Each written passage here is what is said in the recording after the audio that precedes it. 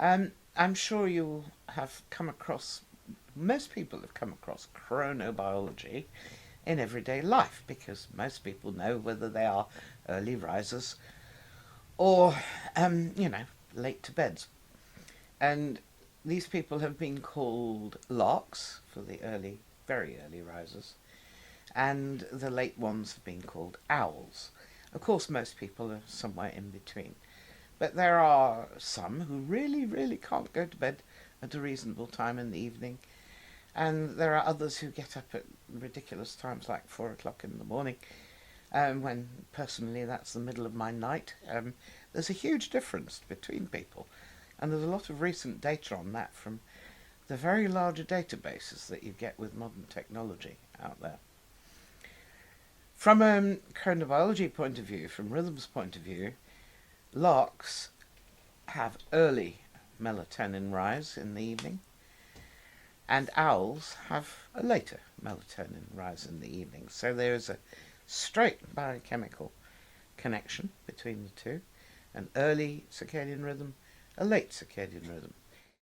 The interesting thing about the early rise of melatonin in larks in the evening and the late rise of melatonin in owls is that correlates precisely to what's called the internal free-running circadian period of each individual. This means that somebody who's a lark, if put into, let's say, a dark room for a couple of weeks, would have a rhythm which is quite short, shorter than 24 hours probably. And somebody who is an owl in the same situation will show a rhythm which is longer than 24 hours. With no time cues, owls have long periods, larks have short ones. Now we know from fruit flies and such like that there are genes related to short and long free-running periods in animals. So, I am no molecular biologist, but in the 1990s it was quite obvious that we needed to find out about the genes related to the circadian system. And Dr. Malcolm von Schantz and Dr. Simon Archer joined my group. And we looked for differences in the genetic composition of owls and larks. And in fact, let me take my hat off to the guys, because Malcolm and Simon, and in fact others from the group, set up a collaboration with the Science Museum whereby they asked people if they would like to volunteer for an owl-lark genome project. And they questioned people about their sleep habits, whether they were early sleepers or late sleepers, etc. And they took a buccal swab. And I think they got more than 1,000 people to take part in this. And then what to look for, because this was in earlier than rapid screening of huge numbers of genes, which one can do these days. And Bambus Kyriakou in Leicester gave us some advice on what to look for.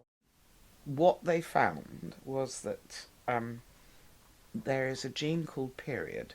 There's a gene called period. There are several they're referred to, genes. And there's PER1, there's PER2, and there's PER3 for the sake of argument. And PER3 was the one in which we found interesting things. They found that there was tandem repeat length polymorphism in the PER gene 3, and they refer to it as a 5' or a 3', and the 5' repeat polymorphism is statistically significantly associated with larks, and the 3 with owls, and the 4 in between. And this is the first, no, it was the second gene publication from our group. The first one was looking at another gene which we didn't find an association. But this has gone on to become very big stuff at Surrey. At the moment, they are screening for hundreds and hundreds of genes in different sleep states and different metabolic states, and so on and so forth. It's all be quite beyond me. I couldn't do that.